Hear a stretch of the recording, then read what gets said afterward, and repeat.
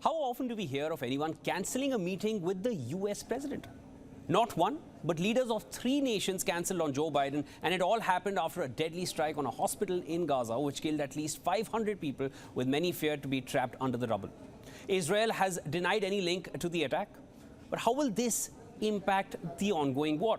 And what will Joe Biden achieve from his Israel visit now? To discuss matters further, we are joined by Chris Blackburn from the UK. He is a political analyst with a keen emphasis on counter-terrorism and security issues. Welcome on board, Chris. Thank you for having me. Right. Chris, let's just start right off here with Biden got cancelled by Egypt's al-Sisi, Palestinian leader Mahmoud Abbas and Jordan's king. Have the Arab leaders made their stance clear to the US? What are the possible implications of this? The optics look really bad. Well, yeah, the optics do look bad when you've got a figure such as Joe Biden basically being cancelled by these Middle Eastern leaders. It looks very bad.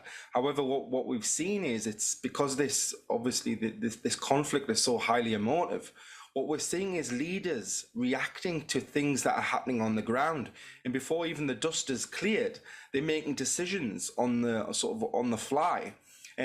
What we saw is from Jordan and the Egyptian leader, they cancelled a meeting with Joe Biden because of a supposed Israeli attack on a hospital in Gaza. Now that the dust has settled and we've got more clarity on this, we find out that it was actually most probably a Palestinian Islamic Jihad, a radical Islamist group, fired rockets, and we believe there was a misfire, and those rockets have hit the hospital car park and caused a massive blaze. Obviously, what we saw as well was Western media reacting, basically not fact-checking enough, and they said 500 people were killed in the hospital. Now we believe that those numbers weren't true. So what we're seeing is leaders reacting and being highly emotive, and they've cancelled this meeting with the President of the United States. So back home, I think it will be used as a slight against Joe Biden. However, in these kinds of situations, what we're seeing is sort of logic goes out the window. Chris, I just want to take up what you said. Now, there is a lot of misinformation which is out there. There are a lot of claims which are being made and a lot of hasty decisions, as you said, which have been made. Now, Gaza is already under a complete attack by Israel.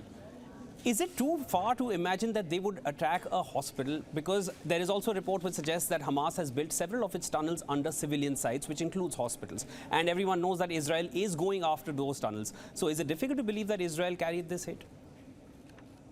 Yes, it is difficult to believe, because every time I've worked with Israel in the past, they do want to minimize civilian casualties.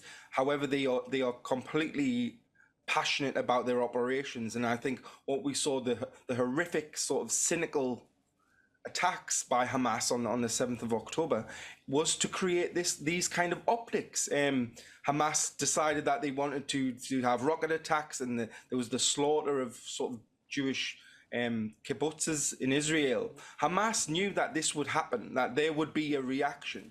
So this sort of cynicism is completely on Hamas, and they in the past have done things where it's put Palestinian people in jeopardy, and they just sit back and relax because they know there will be a response. So what we're seeing is a cynical politics by Hamas, where they're deliberately using their own people as human shields, and it doesn't surprise me at all.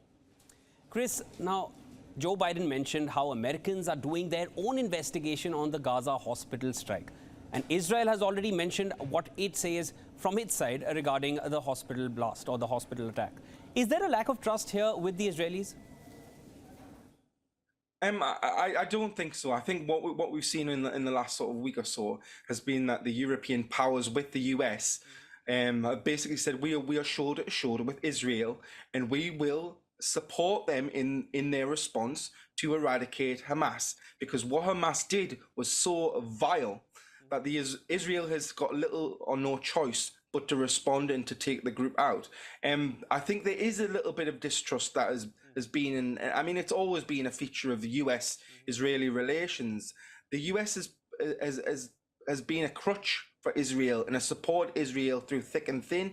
Yes, there've been sort of highly emotive spats in the past between Benjamin Netanyahu and other Israeli leaders with their sort of American counterparts. But what I think we're seeing, and especially with the US sending Marines, they're sending 2 sort of carrier groups to support Israel. What we're seeing is American support for Israel in its probably its worst ever crisis for 50, 60 years. So there is some kind of mistrust, but that is characteristic to the kind of a rapport and the kind of relationship that the two nations have had. So there is nothing new there if US wants to have its own investigation into who was behind this deadly attack. Chris, I also want to, just ask you a very layman question, and this is something which would come to anyone's mind. Now, it's the kind of destruction we've seen after the attack on the hospital in Gaza. Do you feel a rocket can level an entire building, killing 500 people? One rocket? It depends on the payload. Hamas don't have weapons that can flatten hospitals.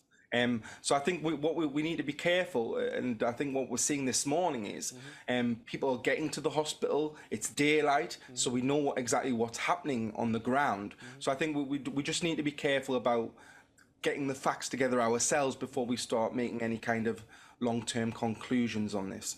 So Hamas does not have the kind of weaponry or the kind of arsenal to carry out an attack which would cause this kind of destruction. Israel on its hand has already said that it was not them. And, as viewers or as people around the world who are also concerned, we need to be wary of misinformation. Don't take anything at face value, and definitely not to make any kind of hasty conclusion here. Chris, I also want to come to you on what Israel will be doing next. Will we see Israel taking a back foot after the hospital massacre? Or what will be the next stage of the war? What will it look like?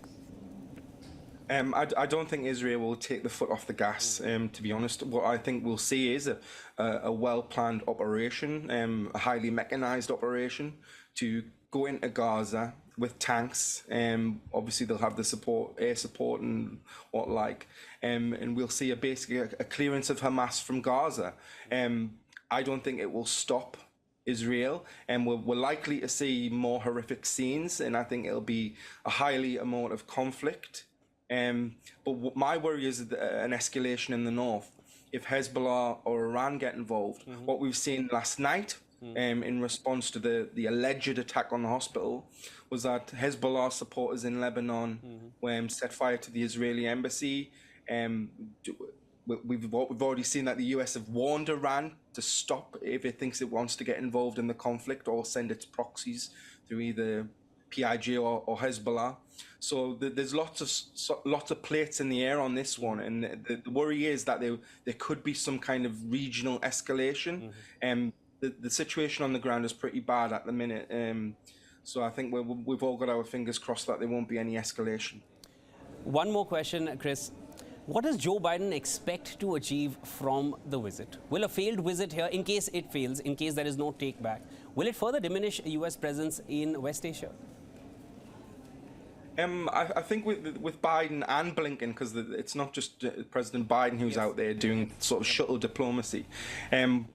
What we're seeing is, as I've said, we're seeing leaders reacting highly emotive to things that are happening on the ground before the dust is settled.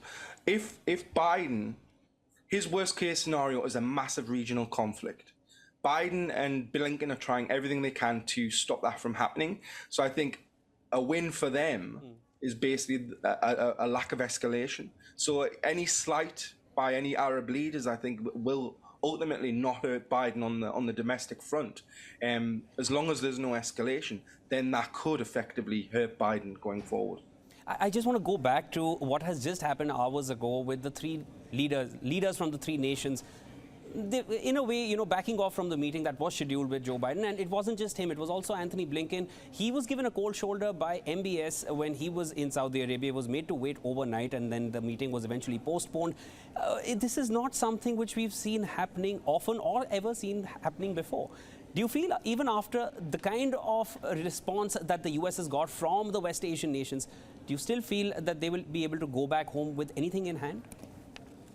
Yes, I think you're right. I think what we've seen, and it hasn't just been recently, it's been over the last sort of 6 months.